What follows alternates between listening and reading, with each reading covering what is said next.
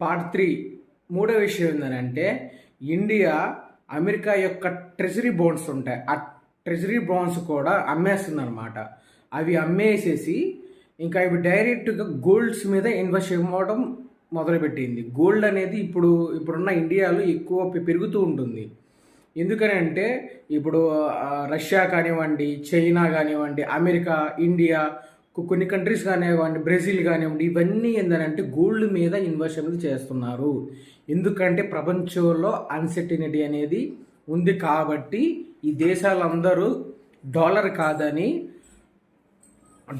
కాదని గోల్డ్ మీద ఇన్వెస్ట్ చేస్తున్నారు. అందుకని రోజు రోజుకి బంగారు ధర అనేది పెరుగుతూ ఉన్నది. ప్రపంచంలో బంగారానికి డిమాండ్ ఎక్కువ అవుతుంది.